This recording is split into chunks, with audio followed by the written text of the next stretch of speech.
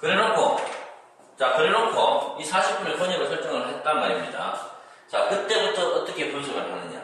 여기에는 수많은 지도들, 길이 있고, 길들이 많습니다. 뭐, 길도 많고, 골목도 많고, 큰 건물도 많고, 엄청나게 좀 복잡할 거예요. 여기를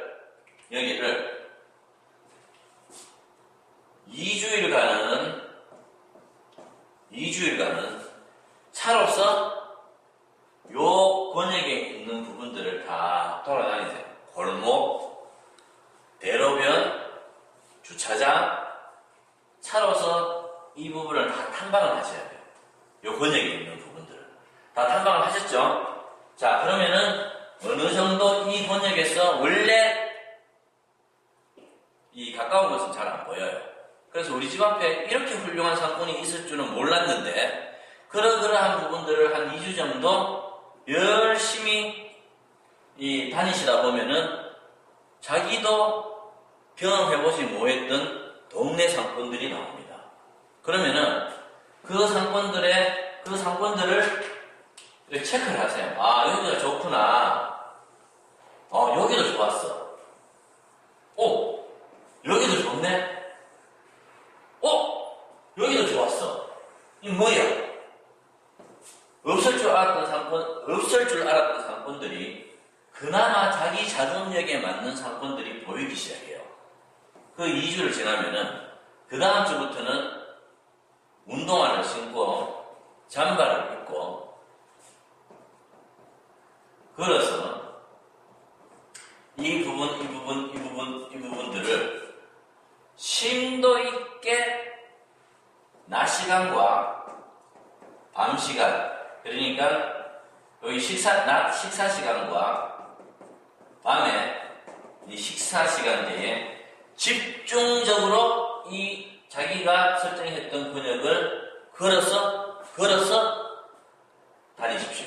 그러면서 사진기를 메고 노트를 가지고 연필을 가지고 구석구석 사진을 찍으면서 이 부분은 어떻다, 저 부분은 어떻다, 일지를 적으세요. 자, 어떤 일지냐? A4지 있죠? A4지 있죠? 자, 이 동네에 갔는데 몇 다시 몇 번지? 그죠? 지도 하나 넣고 지도 사진 찍어놓은 거 다 걸어놓으세요. 이렇게 걸어놓은 다음에 이 소감을 찍으세요. 여기에 몇 월 며칠 언제 방문을 했는데 이 집에는 이 동네에는 어떠한 연령층에 어떠한 사람들이 어떠한 음식점에 많이 다니더라 라는 것을 이 데이터베이스화 간단해요. 저희들은 그냥 이렇게 A4지에다가 자기가 갔던 탐방을 했던 부분들에 대한 리스트를 계속 1번, 2번, 3번, 4번, 5번 이렇게 모으세요. 모으다 보면은 자기가 필요로 하는 그리고 자기가 원하고자 했던 상권이 나옵니다. 그러면 또 한 가지 방법. 대다수의 사람들은 또 이 상권 분석을 하면서 제일 쉽게 찾는 곳이 어디입니까? 부동산. 부동산 사무실 찾아가죠. 찾아가지 마세요. 자기가 얻어야 될 이 상권을, 자기가 얻어야 될 이 가게를 이 부동산에서 대신 절대 안 해줍니다. 부동산은 거래를 하고 난 다음에 수수료를 먹고 이익을 챙기면은 끝이에요. 근데 그런 이 부동산 업자들한테, 부동산을 하시는 분들한테 이 상권을 맡긴다는 것은 웃음의 이야기죠. 이 맡긴다 하는 자체가 벌써 나는 1년, 2년 후에 망하겠다는 생각으로 이기에 맡기고 이기에 의지를 하는 거예요. 절대로 맡기지 마시고 본인이 두 발로 땀을 뻘뻘 흘리면서 상권을 분석하러 가십시오. 그러면은 상권이 자기 자금에 맞는 상권이 보이기 시작합니다. 자, 이렇게 상권을 분석을 했습니다. 이렇게 해서 상권을 분석을 하는데, 자, 금방 이 도표를 봐가지고 상권을 분석한 것도 있죠. 자, 그 다음에 또 하나 조금 유의하시면서 보셔야 될 게 뭔가 하면은, 이 상권 중에 차가 다니는 도로. 잘 보셔야 돼요. 차가 다닌다는 이야기는 통행량이 그나마 있다는 거예요. 이 통행량이라는 것은 차를 움직이지만은 사람도 지나다닐 수도 있고, 차도 다닐 수도 있고, 자전거도 다닐 수가 있고, 이 차가 다니는 도로를 유심히 보셔야 되는데, 좋은 상권 중에 한 개가 뭐냐 하면은, 자, 이 도로가 있어요. 차선의 구분이 있는 도로, 차선의 구분이 없는 도로도 있어요. 근데, 제가 생각하는 거는, 이 도로 폭이 최소 1차선, 2차선, 한 3차선에서 4차선 정도가 되면은 이 도로가 괜찮아요. 근데 이걸 만약 넘어버리면은 이 건너기 힘듭니다. 거리가 힘들어서 사람들이 이화 5차선, 6차선 되는 데는 사람들이 실질적으로 이 도로변에 있는 부분들이 여기에 장사를 하게 되면은 여기에 있는 실질적인 유동인구가 일로 걸어서 진입을 못해요. 그래서 이 차선을 한 2차선, 3차선 정도 있는 도로, 어차피 소규모 상권이기 때문에 이 소상공인들이 찾는 상권이기 때문에 이 도로가 한 2차선이나 차선이 없어도 돼요. 이 도로가 있다. 분명히 횡단보도가 만약에 있을 거예요. 횡단보도가. 그러면 횡단보도를 기준으로 해가지고 20m 이내. 횡단보도를 기준으로 해서 20m 이내. 이 20m 이내. 여기에 있는 상권들이 아니고, 이 있는 점포들을 만약에 얻으신다면은, 공짜로 자기집을 광고해요, 광고. 자, 왜냐? 횡단보도, 제가 이야기했죠? 신호등이 있는 횡단보도가 있을 시에, 여기에 신호등이 빨간불이 들어왔다, 차들이 서야 되죠. 씁니다. 최소한 5m에서 10m는 씁니다.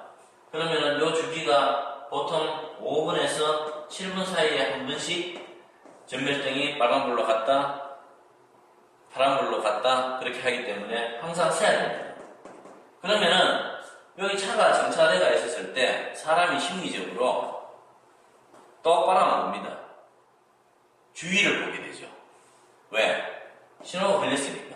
주위를 보다 보면은 요 시선들이, 지나가는 사람들이 여기에 어떠한 가게가 있다는 것을 정확하게 알 수가 있어요.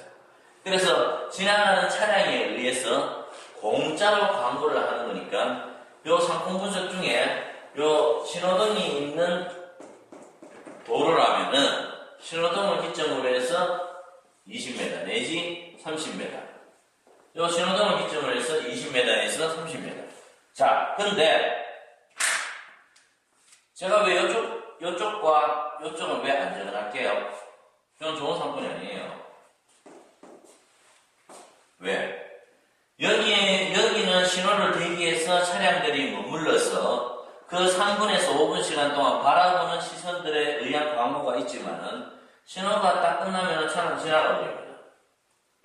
그러면은 여기에 있는 가게들은 사람들이 보지를 않아요. 슉 가버리는 거예요.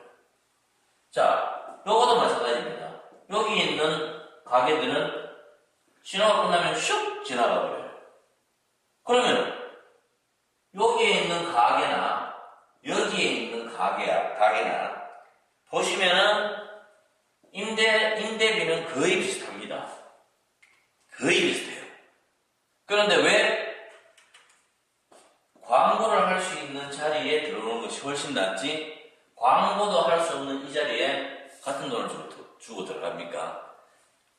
그래서 요 부분이 굉장히 중요한 거니까 참조를 하시고 상권을 분석하시고 가게를 얻으세요. 자, 그러고 난 다음에 자 이렇게 차를 통해서 2주간 돌아다니면서 한 달이 걸리든 두 달이 걸리든 품을 팔아서 열심히 댕겨서 상권을 얻었습니다. 자기가 원하는 집을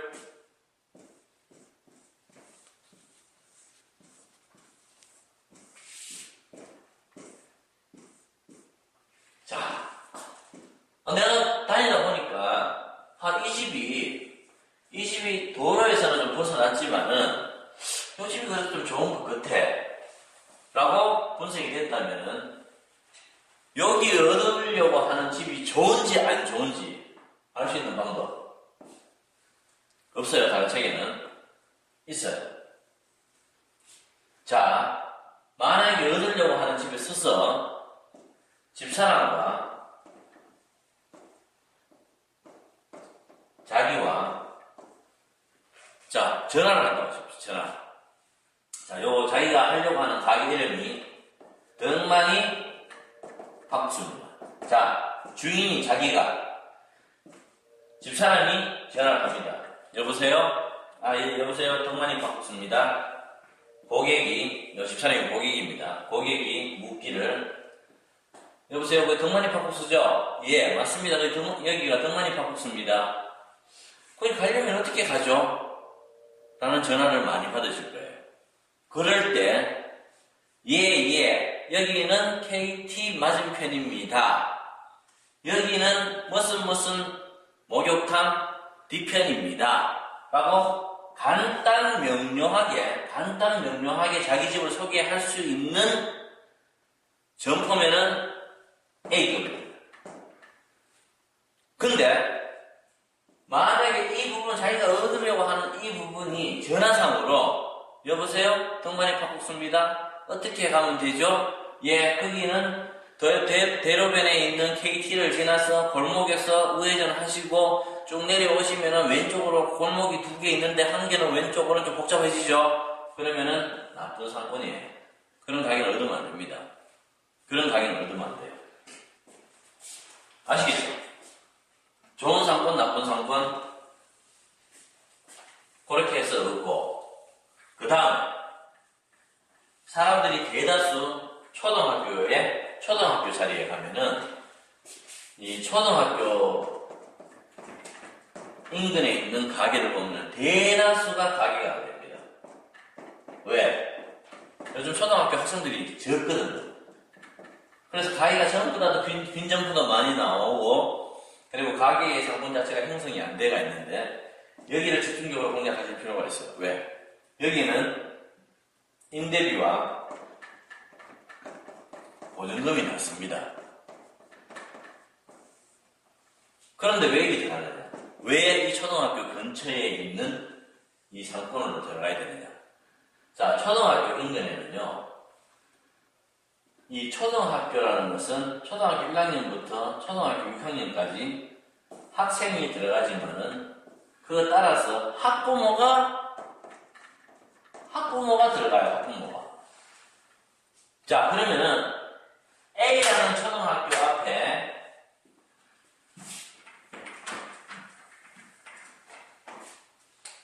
초등학교가 이렇게 있어요. 정문. 만약 이가 홍문이 있다면은 되도록이면 정문에 가는 게 제일 낫죠. 정문 인근 상권을 형성해서 이런 부분 정문으로 들어갈 수 있는 진입할 수 있는 부분 인근에다가 상권을 가게를 하나 얻어놓으면은 이 초등학교 학부모들이 애기들을 바라라 주든지 찾으러 오든지 안 그러면은 무슨 학교 운영위원회 때문에 왔다 갔다 하는 이런 자리에 소비자들이 정확하게 알 수 있는 핵심적인 위치에 있다면은 이 학부모들이 가게를 찾아오게 되어 있습니다. 그래서 이 학부모들이 이 가게에 좋은 이미지를 가지고 간다면은 이분들은 밖에 나가서 친구, 자기 형제, 그리고 자기 식구들 이 가게에 데리고 옵니다. 그러면은 이 가게는 적은 보증금과 적은 임대비로 이 충성 고객을 계속적으로 확보해 나갈 수 있는 좋은 위치예요. 그래서 초등학교 정문 앞에 주고 있는 상권도 이렇게 영세 소상공인들은 한번 이 상권 분석에 넣어서 적극적으로 이 가게를 한번 얻어볼 필요도 있습니다. 이제 카메라가 이렇게 계속적으로 돌아간다고 생각하니까 제 마음의 여유가 자꾸 없는데, 자, 상권 분석은 그렇게 정리를 합시다. 첫 번째, 자기 집에서 사는 집을 기준으로 차로 40분 이내의 거리에서 상권을 분석을 하고, 그 다음에 이 상권 분석 안에 만약에 도로가 있다면은, 신호등이 있는 도로가 있다면은, 이 도로 신호등을 횡단보도를 기점으로 한 20m 이내, 한 20m 이내에 요 상권 굉장히 좋은 상권이다. 그리고 요 상권은 나쁜 상권이다. 자, 그리고 이 안에서 어떤 복잡하지만은 이 상권에서 어느 점포를 얻었다고 생각했을 때 좋은 상권인지 나쁜 상권인지는 전화 걸기로 해서 간단 명료하면은 좋은 상권, 간단 명료하지 않고 복잡하면은 굉장히 힘든 상권이 되는 거. 그리고 또 한 가지 더는 남들이 보지 않았던 초등학교 인근에도 학부모들을 이용한 마케팅이 될 수 있으니까 이 알짜 상권으로 돌아갈 수 있다는 거.